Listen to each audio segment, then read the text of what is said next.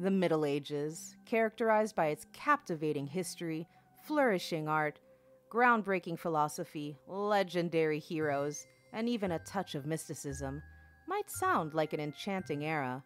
However, for anyone needing medical care during this period, it was far from pleasant. The prevailing approach to alleviate the suffering of the sick was to subject them to further agony and then rely on sheer luck for relief. Medical knowledge was rudimentary at best, while the ailments that afflicted people in those days were often complex and confounding. Ultimately, this led to the creation of some very excruciating medical treatments. So buckle up as we journey through the 5 most painful medical treatments of the Middle Ages. Let me warn you that these will make your skin crawl. I think Pinhead from Hellraiser would love this. Are you ready? Welcome to a brand new episode of Beauty Unlocked, the podcast. If you're new to Beauty Unlocked, I'm Carissa, host of this circus. Welcome, friends. If you've been a long-time listener, you know all about the shenanigans and utter fuckery that is Beauty Unlocked. Are you ready?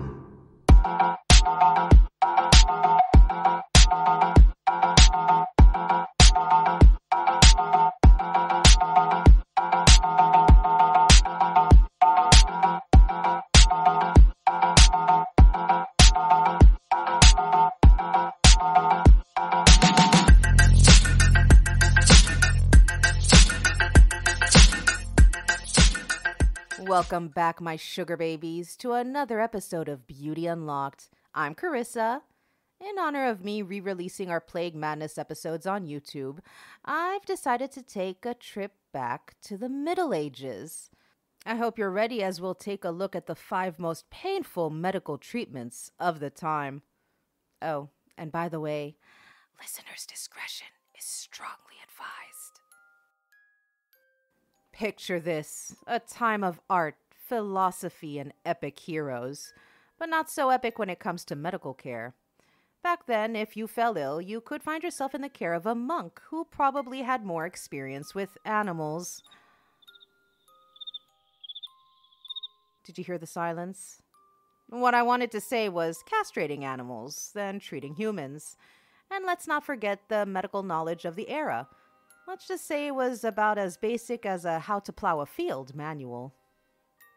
Now that I've set the stage, let's get to the nitty-gritty.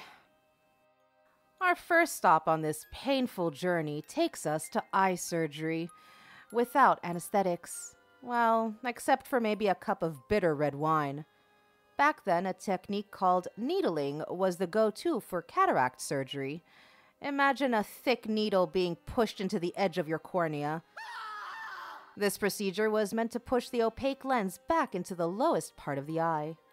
You'd end up with a somewhat clear pupil, but your vision?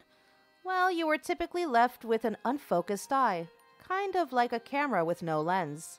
You'd be lucky if you could read the big letters on a modern eye chart. Not quite enough to tackle that Bible reading. That is, if you could read. But hey, you could definitely plow a field. Lucky you. Now let's talk about urinary problems. Back then, antibiotics were about as rare as a unicorn sighting. So, catheters were the go-to for folks with blocked bladders, thanks to venereal diseases such as syphilis. And guess what these catheters were made of? Metal tubes. Yep, you heard it right. The medieval solution? Shove that metal tube through your urethra and into your bladder. But Carissa, what if that tube couldn't enter the bladder? Well, doctors used other equally painful tactics. But wait, there's more. Common kidney stone treatments consisted of a physician's assistant sitting on top of you while you had your legs strapped to your neck. My God, that sounds kinky.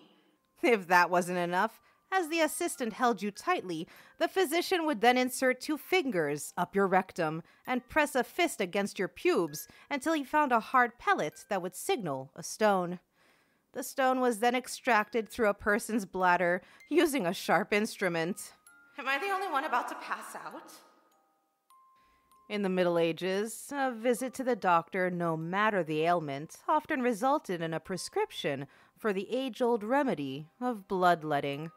Feeling a bit under the weather? Broken wrist?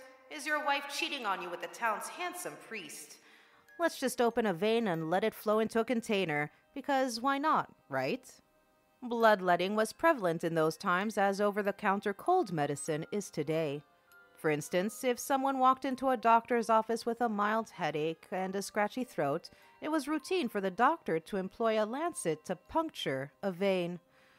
This practice was so widespread that even barbers of the era started offering it as a service, right alongside their fashionable trims and shaves. Some individuals underwent bloodletting multiple times a year, believing it to be a means of maintaining good health. But wait, there's so much more. Did you know there's a patron saint of hemorrhoids? His name was Saint Fiacre, and he's not only the patron saint of hemorrhoids. According to Wikipedia, he is the patron of growers of vegetables and medicinal plants, and gardeners in general, including plowboys. His reputed aversion to women is believed to be the reason that he is also considered the patron of victims of venereal disease. He is further the patron of victims of hemorrhoids and fistulas. Boxmakers, florists, hoisers, you get the point. Anyway, he was a 7th century Irish monk who suffered from the disease. And the disease, I'm talking about hemorrhoids, because clearly he had an aversion to women, so, you know. And the tale goes that he sat on a hard rock and was miraculously cured of his illness. Good for him. That rock became known as St. Fiacre's Rock. Now, some medieval doctors who believed in the tale, of course you would believe in that tale. If you believed in unicorns, you definitely believed in this tale, would send their patients to sit on the famous rock for a few hours to cure themselves of the disease. If that didn't work, which I'm sure it didn't, then a red-hot iron tube was inserted into a person's rectum, and we would all call it a day. Hurrah! I don't know about y'all, but I'm exhausted. So far, I've clenched my butt for fear of a red-hot iron tube being shoved up there. I've doubled over at the thought of someone inserting any sharp object, which I'm sure was not disinfected, into my bladder, and the mere thought of anything thick and sharp being stuck into my eye to quote-unquote cure my cataract just about made me pass out. I just feel like jumping into a time machine and going back to the Middle Ages and just yelling at these monks and quote-unquote physicians to leave my fucking holes alone. Leave my holes alone. Like, why couldn't some of these treatments just be like, rub some of these medicinal plants on you? Why does everything involve shoving sharp objects up me, into my holes? Why do you want to... Oh my god, anyway. How's everyone else feeling? Let's get to the final medical treatment. Trepanning. Ever thought drilling a hole in your skull was a good idea for curing mental disorders? It's another hole.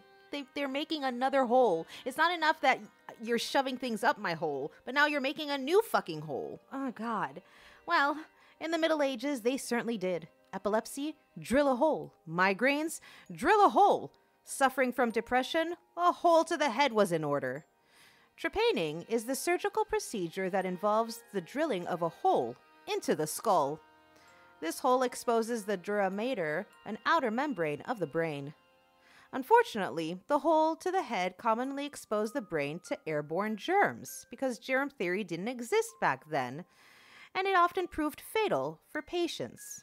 No shit. And there you have it, my loves, a journey through the top 5 most painful medical treatments of the Middle Ages. Can we all just take a moment to appreciate modern medicine? I mean, if a doctor today prescribed red-hot iron tubes and metal catheters, we'd probably run faster than a knight charging into battle.